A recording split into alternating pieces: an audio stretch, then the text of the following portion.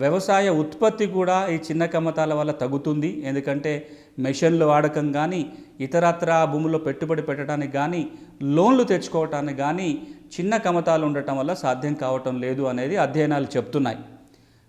బ్యాంకులు ఇచ్చే లోన్లు చూస్తే కూడా కొంత పెద్ద కమ్మతాలు ఉన్న వాళ్ళు ఎక్కువ పంట రుణాలు పొందగలుగుతున్నారు, కానీ చిన్న చిన్న కమ్మతాలు ఉన్న వాళ్ళకి లోన్లు వచ్చేది చాలా తక్కువగా జరుగుతుంది.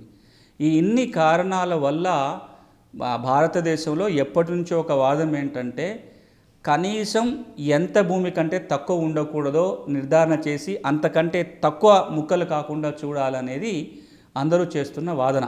అంటే ఒక కుటుంబానికి ఉన్న భూమి కనీసం ఎంత ఉండాలి, ఇంకా అంతకంటే తక్కువ ఉంటే దాన్ని మళ్ళీ ముక్కలుగా అమ్మడానికో ముక్కలుగా వారసులకు పంచడానికో వీలు కాకుండా చూడాలి.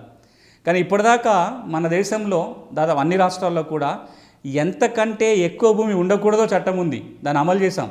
అదే భూ కమతాలపై పరిమితి విధించే చట్టాలు, ల్యాండ్ రిఫార్మ్స్ అంటాము, ల్యాండ్ సీలింగ్ చట్టాలు అంటాం. ల్యాండ్ సీలింగ్ చట్టం ఏం చెప్తుంది, ఒక కుటుంబానికి ఎంతకంటే ఎక్కువ భూమి ఉండకూడదో నిర్ధారణ చేస్తుంది.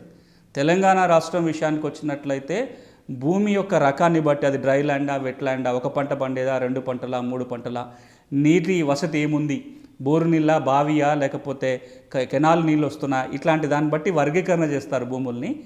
ఈ వర్గీకరణ అనుసరించి దాదాపుగా 7 ఎకరాల నుంచి 53 ఎకరాల మధ్యలోనే భూమి ఉండాలి. 53 ఎకరాలకి మించి తెలంగాణలో భూమి ఉండడానికి వీల్లేదు.